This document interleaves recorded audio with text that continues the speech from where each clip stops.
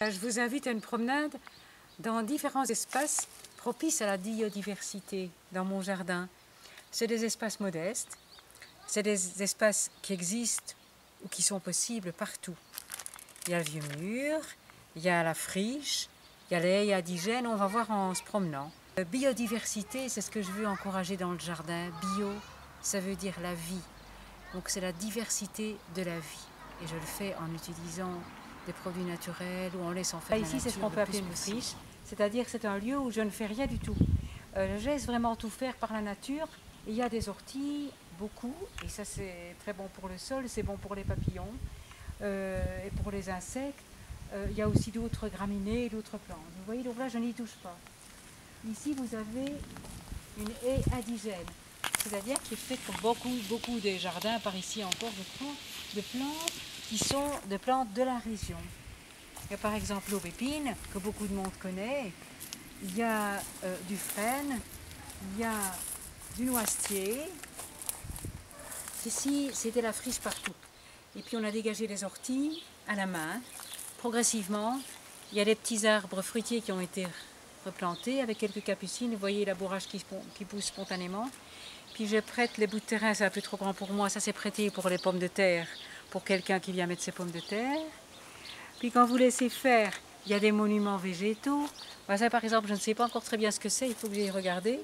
Qui a poussé, il y en a deux. Et puis un peu plus loin, il y a une grande forbe que je n'ai pas enlevée l'année dernière et qui maintenant tombe comme un petit arbre avec des graines et des fleurs. C'est magnifique quand on regarde de tout près.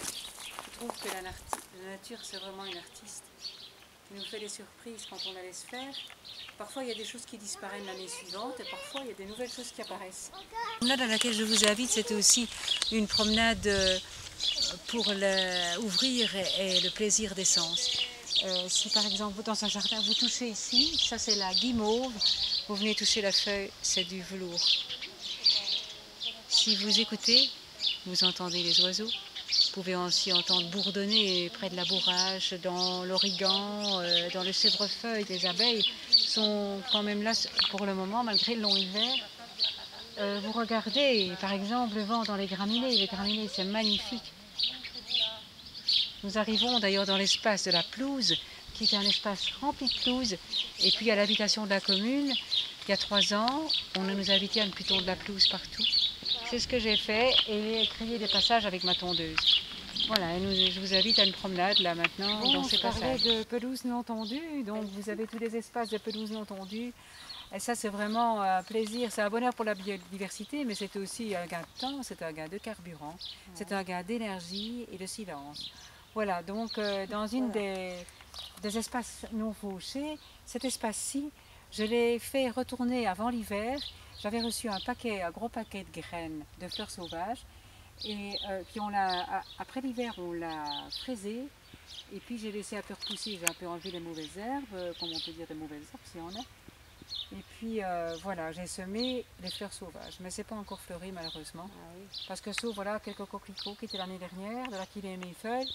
Mais le reste, je crois que c'est en retard et que... Oui, voilà. J'avais fait l'année dernière aussi, moi, j'ai des fleurs comme ça. J'avais fait un triangle aussi. Magnifique. C'est un vrai bouquet.